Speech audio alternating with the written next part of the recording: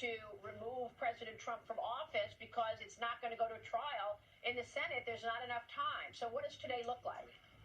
Today looks like the House comes in at 9 a.m. and will immediately take up the rule that passed out of the Rules Committee late last night. And that rule is to take up the one article of impeachment. The rule debate takes about an hour, and then under the rule, there's 2 hours of debate for the article of impeachment. So setting your watch and allowing for normal time lag, sometime just afternoon, this second impeachment 2.0 vote will occur. Congressman, how will you vote? Well, I'm voting against it. Look, a year ago, we probably had this same discussion, and impeachment, which should be a constitutional exercise that is rarely used, a year ago was described as a purely political maneuver, and it was a rush job with 90 days from October something to early December when the articles of impeachment came to the floor of the House. Now we have really just literally less than a week that Nancy Pelosi has decided she wants to once again impeach the president. And this is being done to damage the president going forward. Democrats are fearful that he could run for a non-consecutive term. They don't want that to happen. They don't want to ever have to face him again at the ballot box. And this is their way. Have you ever heard the term insurance policy before? In my opinion, that's what this represents. Yeah, we know all about the insurance policy that they wanted to take Trump down during the dossier days. Congressman, why are they so afraid of him? Look, I know they don't like his personality. I know they don't like him inciting and that talk he gave on Wednesday, which partly led to what happened at the Capitol. But you've got Liz Cheney really leading the move in terms of Republicans. We know she's always been a Trump hater, but now Andy Biggs, Matt Rosendale, as well as Marjorie Greene, freshman congressman, are all calling for Liz Cheney to step down as the House GOP conference chairwoman. Is she speaking as the House conference chair, or is she speaking for Liz Cheney? Well, you'll have to ask her. Look, a couple of things. Number one, I have enormous respect for Congresswoman Cheney. We actually did serve together on the Rules Committee a couple of terms ago, and I always found her to be very thoughtful and very keen with her insights. And clearly she has a great knowledge, a vast knowledge of the history of the House of Representatives because of her dad and his time in government.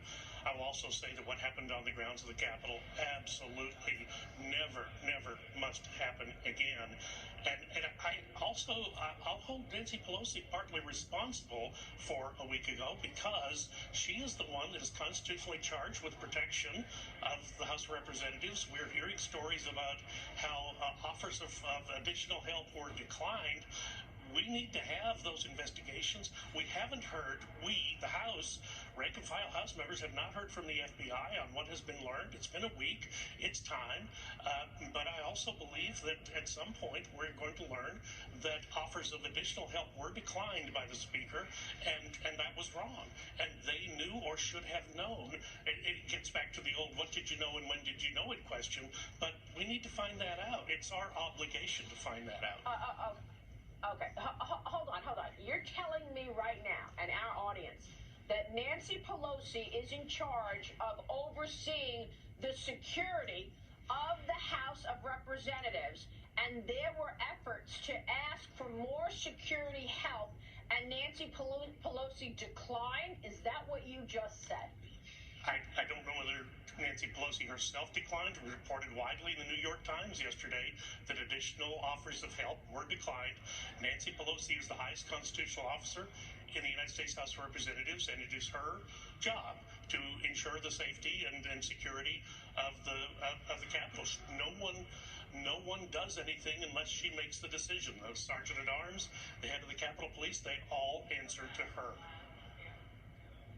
Now, have we heard anything from any of your colleagues on the left this summer when we saw virtually all of our big cities under attack? We remember the chop zone in Seattle. We remember the Molotov cocktails being thrown in the faces of police, bricks being thrown in windows of small businesses. forcing small businesses to board up in New York, in Chicago, in Los Angeles, across the country.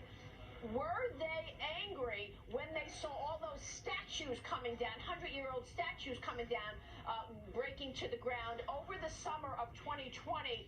Did you see the same kind of upset that you're seeing today? Well, from Democrats on the left, absolutely not. And of course, you recall Rand Paul's experience as he left the White House lawn at the conclusion of the Republican convention. I was at that. The scene on the street afterwards was quite chaotic.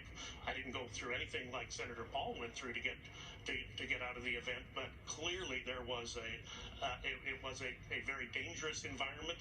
And no, I heard no House members then, Democratic House members, speak up on how wrong it was to assault a sitting United States senator as he left an event at the White House. And that's just one senator. Josh Hawley had massive mobs outside his house and his newborn last week. A number of others had mobs and activists as well. No comment from the Democrats on that. Now House Democrats are proposing a $500 fine for lawmakers who do not wear face masks on the House floor, going up to $2,500 for a second offense. What's the problem with wearing a mask on the House floor? A third lawmaker tested positive following last week's Capitol lockdown. Congressman, is there an issue in terms of lawmakers wearing a mask on the House floor? Because she's blaming the Republicans for testing positive. Yeah, here's the deal. Wear a mask on the House floor. It's not for very long. My personal feeling is that the House should make available to every member at the entrance to the House floor an N95 mask to place on their face before they go on the House floor. If we're serious about masks, let's be serious about masks. These flimsy paper masks that people are wearing, sometimes they'll wear them for a week or longer. I'm not sure about the level of protection they provide, but if we're going to do this, let's do it right. We've spent a lot of money under the CARES Act for countermeasures. Let's spend that money correctly, which would be for N95 masks available to members as they enter the House floor. They're making us go through magnetometers now. There's plenty of time to issue a mask. Congressman, real quick before you go, this impeachment move today really lacks seriousness given the fact that Nancy Pelosi has named Eric Swalwell as one of the managers of the impeachment trial and the impeachment move. We know that he and his special friend from China have been under severe pressure because she was hoping to get as much information, and he was China's man, obviously, helping him to get elected, and then he was put on the Intel Committee. Your reaction to Eric Swalwell running the impeachment trial and what that says about the whole thing? Well, it's fundamentally wrong. I tried to find out last night in the Rules Committee who the managers were, and I was told I couldn't know. And then I found out just on news shows that this individual has been named. Look, there is no one who is more excited about Donald Trump leaving the presidency than the Chinese government. They are reveling in what is going on right now. They see their ascendancy now as virtually assured because their number one obstacle, which was President Trump, is being taken out of the way. Well, look, I said it earlier and I'll say it again. China won. China won. And Congressman, have we heard one peep out of China, out of Joe Biden on China's role in the coronavirus yet? Has Joe Biden said anything about China's role in the coronavirus? Have you heard him say anything? No, but aren't we grateful that President Trump did get the vaccine delivered in record time? Congressman, thank you, sir. Michael Burgess joining us there. We'll be right back.